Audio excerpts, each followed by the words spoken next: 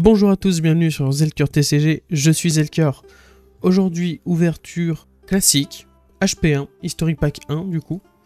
On va s'ouvrir 6 boosters, j'ai toute une boîte qui attend, donc ça fera sûrement 6 vidéos. Peut-être que j'en ouvrirai 6, je sais pas, on va voir au feeling. On va déjà commencer par 6 et voir combien de temps ça met en vidéo. Je vais pas vous laisser avec une toute petite vidéo non plus. On rappelle que Historic Pack 1, c'est une extension de 10 boosters qui reprend, en français là pour le coup, les 3 premières extensions. Donc Arcane Rising, Welcome to Wrath, c'est pas dans l'ordre, et Crucible of War. J'avais un doute sur la dernière extension, mais on m'a dit ce que c'était. Je sais plus comment se compose un booster par contre. Bon, on va voir avec le premier. Une carte ninja. Ah oui, sur ce qu'on cherche, on cherche beaucoup plus les staples, surtout génériques. Après, si on a du warrior ou du ranger, moi ça me va. La brute, j'ai un ami qui s'est mis, donc pourquoi pas. Un petit wizard avec riposte, une épine amère. Je vais passer très vite sur les communes, je vous laisse sûrement le temps de faire pause pour les lire, j'espère. L'Emrune, alors, 2 trucs à dire. Premièrement, l'Emrune, je m'y mets un peu, donc ça m'intéresse. J'aimerais bien ouvrir beaucoup de l'Emrune. Deuxièmement, HP1 étant la première extension traduite, il y a énormément de coquilles de traduction. Genre là, il y a un lame de rune. Amplifié l'arche nuit, alors que c'est Knight, mais le chevalier en anglais. Donc, bon, on fait avec, on va dire. On a éclair de clairvoyance, pardon. Un tir de recouvrement, petit truc sympathique. Petit Kodashi, ça, si vous me suivez, vous savez que j'en ai énormément. Un petit saut de consolation, Sigil of Solace, il me semble en anglais. Mais bleu, on préférera le rouge. C'est une rare. Une réponse ardente. Ah, oui. Une réaction de défense très bourrin, gardien. Pour 2, on bloque à 7. Et en coup supplémentaire, on peut payer 4. Qu'elle défende à plus 3 en plus, donc jusqu'à 10. Un peu violent. Alors du coup, on a bien un équipement. 1, 2, 3, 4, 5, 6, 7. Donc 7 cartes, l'équipement, puis les rares. Possiblement Majestic et plus. Je ne sais pas comment ça se présente pour les foils. J'en ai pas assez ouvert pour savoir ça. Je sais même pas s'il y a des foils du coup. On va très vite savoir ça. Alors, immersion profonde rouge, ça c'est très cool. Je vais y mettre avec les rares. C'est une défense réaction très jouée. Think below en anglais. En gros pour 0, vous allez défendre à 4. Et en plus de ça, on va pouvoir mettre une carte de notre main en toute notre deck pour piocher. Écrasement des cartilages, pèlerinage de la voie de la nature, un tir de feu, pourquoi pas. Jeu destructeur, un tir de recouvrement jaune cette fois, une lame de commandement, un gantelet de rouille, toujours bien si vous avez rien d'autre. On attaque les rares avec un festin sauvage. Pour 1, ça va taper à 6, comme toutes les brutes. Ah, c'était pas bien centré. Comme toutes les brutes, comme coup supplémentaire, on va se défausser d'une carte au hasard. Et lorsqu'on attaque avec festin sauvage, si une carte avec 6 ou plus de force a été défaussée comme coup supplémentaire pour la jouer, on pioche une carte. Plutôt pas mal, je pense. Oh! Alors, une Majestic. Je sais pas dans quel ordre va sortir la vidéo, mais pas grave, je vais faire un petit spoil. Je l'ai eu dans sa version super rare dans Arcane Rising, donc du coup ça me fait une deuxième fois si jamais je veux jouer Kano, du coup. Ah, je viens de voir un petit truc, la spécialisation de Kano. Ils ont traduit les noms propres, je suis pas fan de... quand ils font ça. Parce qu'en anglais, Kano c'est avec un K. Et là c'est avec un C en français apparemment. Donc, on protège ça. Et on dit ce que fait leçon de lave. Pour 1, c'est une action sorcier, spécialisation de Kano, et ça va mettre 3 dégâts d'arcane à un héros adverse. Et s'il inflige des dommages, on peut regarder si on a une carte de sorcier avec un coût en ressources égal ou inférieur aux dommages infligés par leçon de lave. Dans notre deck, on révèle puis on mélange notre deck avant de la placer sur notre deck. Donc un petit tuto sorcier, c'est vraiment sympathique. Avec un peu de chance, c'est un sort qui pourra jouer en instant. Enfin, un sort. Oui, on est sorcier, c'est un sort. Ça reste une action. On s'ouvre le petit troisième booster avec Agilisme, qui peut être sympa dans certains decks, mais peut-être pas en jaune. Sauf 200. Charge éclair. Un réflexe acéré, dommage qu'il soit pas rouge. Lire les runes, ça c'est cool. Faire des heures. Un petit murmure de l'oracle. Ça peut être sympathique, je sais pas si c'est joué, mais ça peut être sympathique. On attaque l'équipement avec le home du pic dizaine, avec les meilleurs mots-clés sur les équipements usure de guerre. Ça fait que vous pouvez défendre sans perdre votre équipement. Et en plus de ça, pour 1 en action, on peut le détruire pour que notre héros gagne plus 1 d'intelligence jusqu'à la fin du tour. Je pense que ça peut être très très fort dans certains decks. On commence les rares avec surpuissance. Une réaction d'attaque pour 3 où l'attaque d'arme ciblée va gagner plus 2. Et en plus, si le héros défenseur a utilisé une carte de sa main pour défendre dans ce maillon de chaîne, ça va gagner plus 4 en plus. Pourquoi pas. Et une autre réponse ardente, mais cette fois bleue, donc ça va défendre un peu moins. Bon, ça défend quand même à 5 et jusqu'à 8, hein, mais... Bah, les gardiens, quoi. Est-ce que je vais réussir à l'ouvrir proprement, celui-là? J'ai pas l'impression. Hein. Plus proprement que les autres, mais bon. Je reste toujours un bourrin là-dessus. Une couille vorace, un Gogen qui est très très sympa dans les Redliners, ceux qui jouent majoritairement rouge.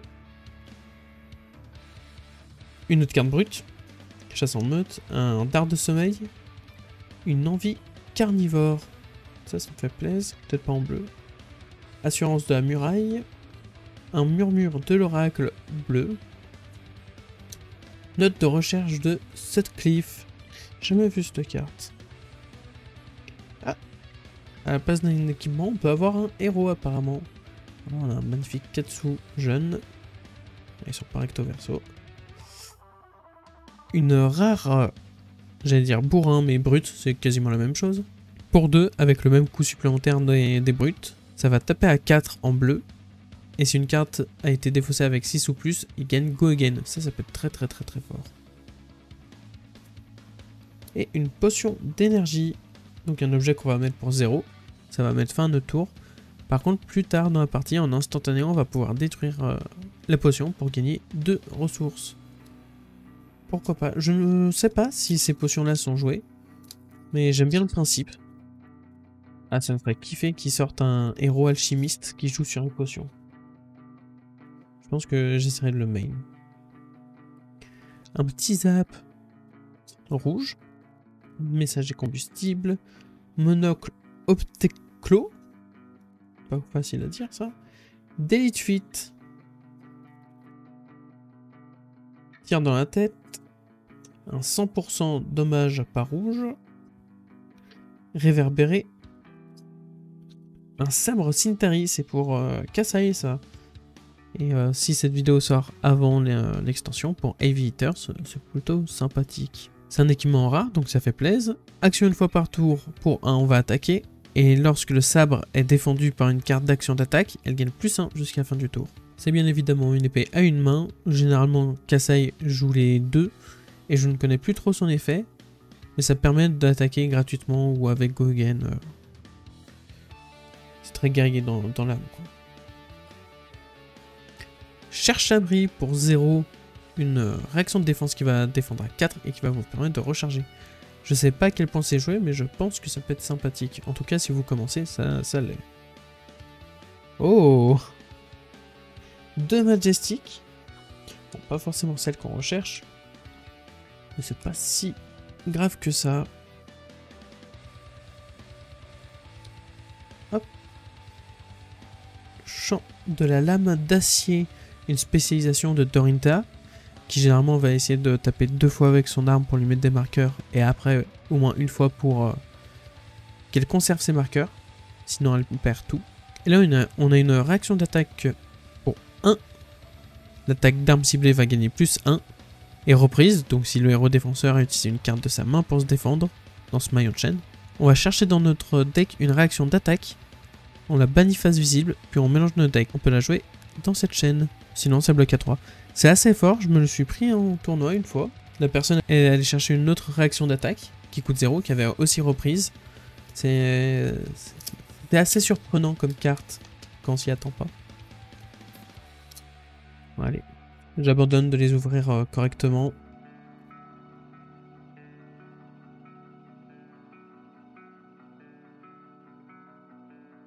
Petite carte ninja, rafale dévorante.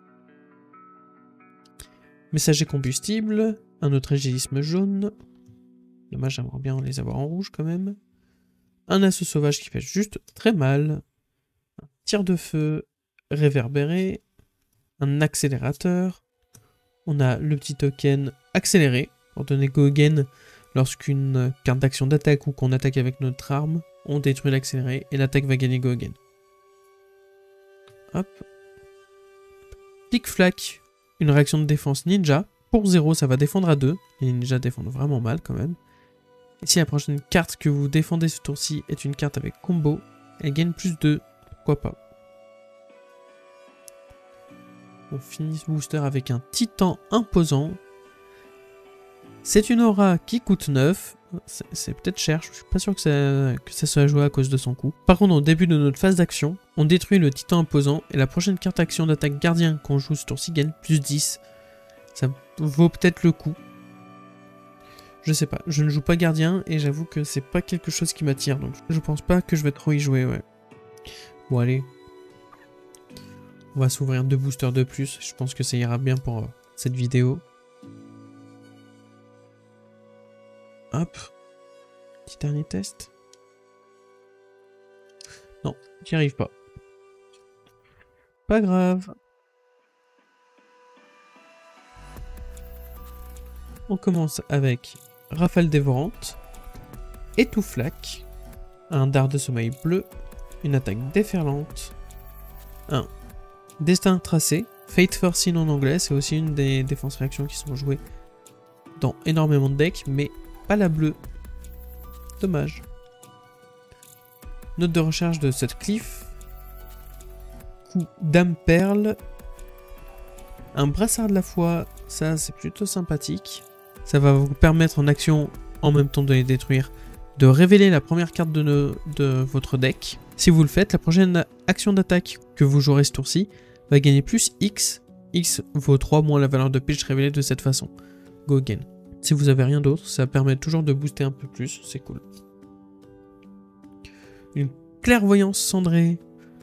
Pour 0, c'est une action sorcier. Si c'est pas notre tour, on peut le jouer comme s'il s'agissait d'un instant.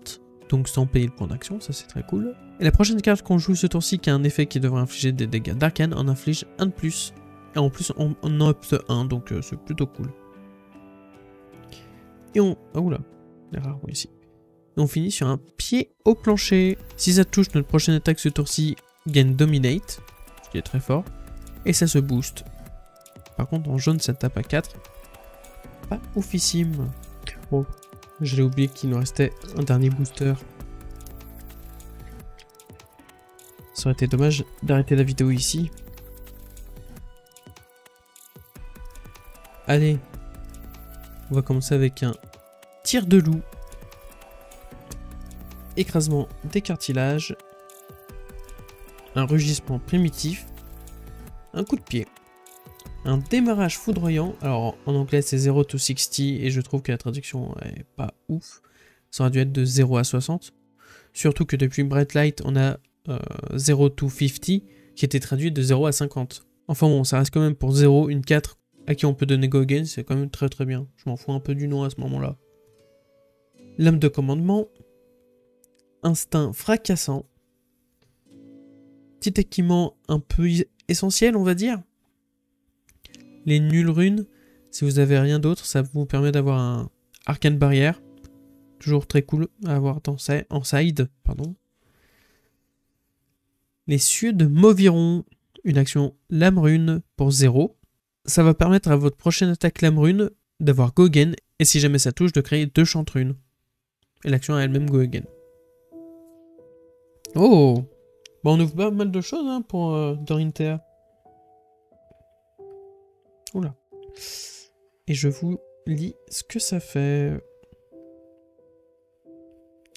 C'est un éclat vif argent, une attaque-réaction qui va pouvoir défendre à 3. Mais sinon, pour 0, l'attaque d'arme ciblée gagne Go Again. Et reprise, donc si le héros défenseur a utilisé une carte de sa main pour défendre, dans ce maillon de chaîne spécifiquement, on va piocher une carte. Franchement, une ouverture assez guerrier hein, dans les hits. Mais j'ai vraiment apprécié ouvrir History Pack 1. C'est peut-être une extension qu'on rouvrira. Surtout que dans mon entourage, il y a pas mal de gens qui commencent à se mettre à Flesh and Blood. Et il y a de bonnes cartes dedans que je pourrais prêter. N'oubliez pas de checker en description le lien vers le Discord FR de Flesh and Blood. Suivez-moi sur Insta, quand je fais des ouvertures perso, généralement c'est là-bas que je poste. Et des fois il y a des petites updates au niveau par exemple de ma collection, je fais le full set Outsider. Bah, si j'ouvre de l'Outsider à côté qui ne sera pas en vidéo, j'y mettrai quand même là-bas. Mais surtout, mettez un like si vous avez aimé la vidéo, ça me ferait plaisir. Mais surtout abonnez-vous, avec la petite cloche si vous voulez être notifié. Sur ce, je vous donne rendez-vous dans la prochaine vidéo. Ciao!